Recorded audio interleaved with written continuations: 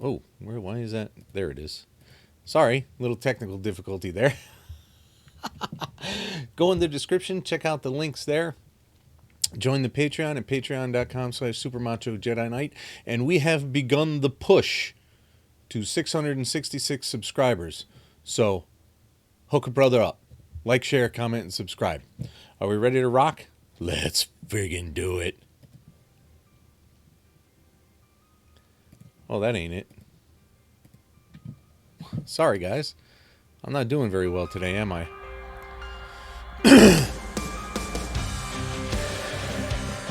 Oh, I already like the chorus.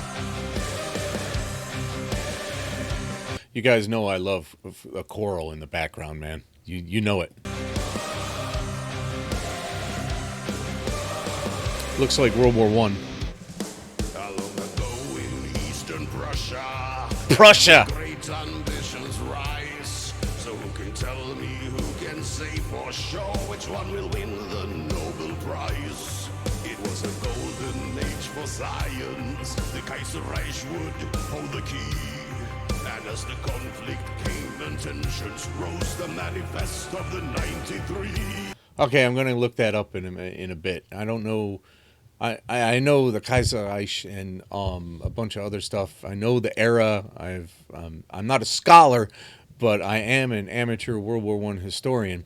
But I don't recognize the phrase "manifest of the 93." So I'll be looking that up.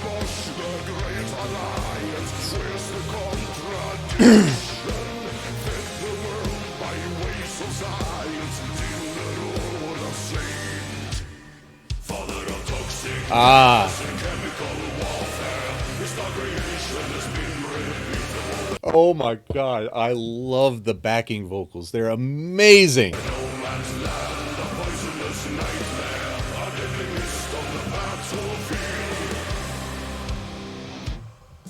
Versions of ideals of science, lost words of alienated wife. Really? In the trenches of the Western Front, unknowing soldiers pay the price. And on the battlefield they're dying, and on the fields the crops are grown. So who can tell us what is right or wrong? That's all morality alone. Well, morality is not as unclear as it would seem even in science. Greater good, killing is not strictly a greater good unless it's very specifically to prevent further deaths. So, making weapons, you don't need to make a horrifying weapon like mustard gas to make a weapon that'll end a war, So it was, my feeling is that it was pretty damned immoral to make mustard gas.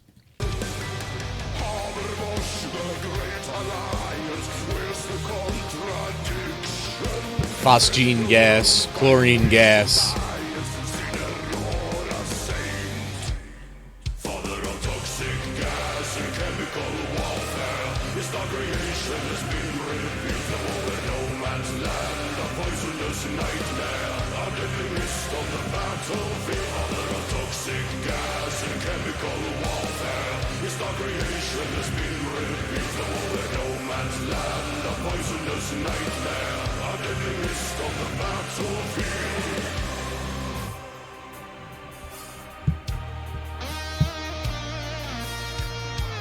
Very nice.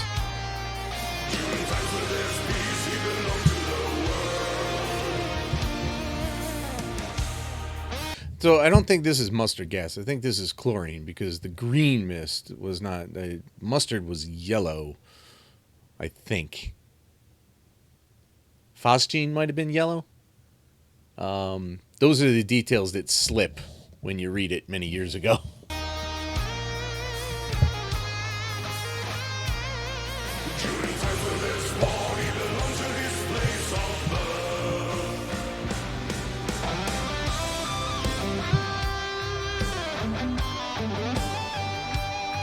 Oh, that's a really different solo for these guys.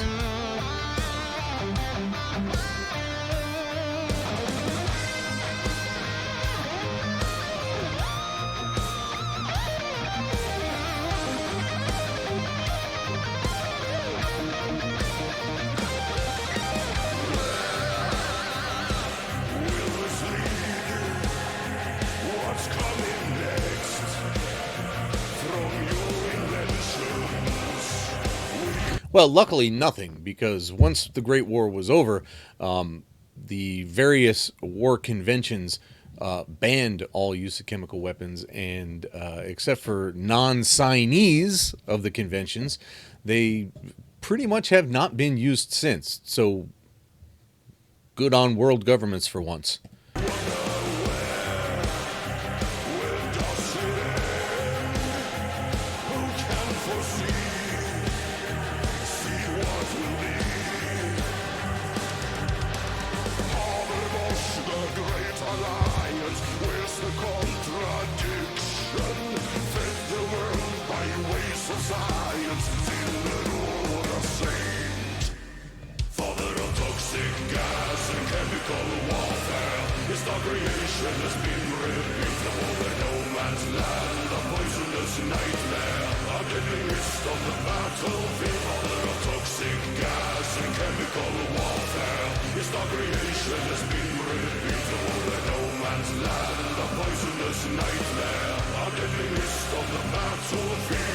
I'm really liking this song a lot.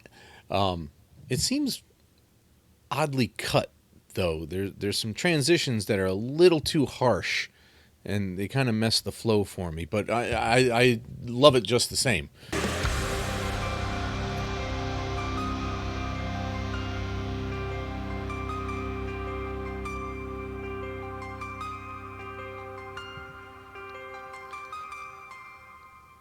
All right, that was a pretty great song. It was filled with a grim dread that kind of put a somber mood on my day, and that's just as well, because chemical warfare is not something to joke or be energetic or happy about.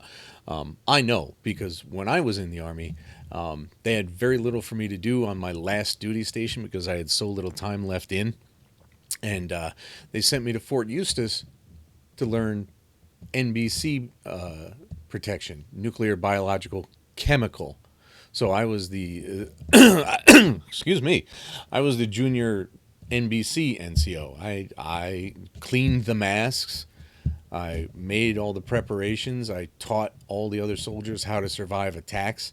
So yeah, this is an absolutely horrifying thing. We saw the photos of the results of phosgene and chlorine and mustard gas and sarin gas. I saw all of this stuff, not firsthand, but in training. So I got a decent idea of just how horrifying this was.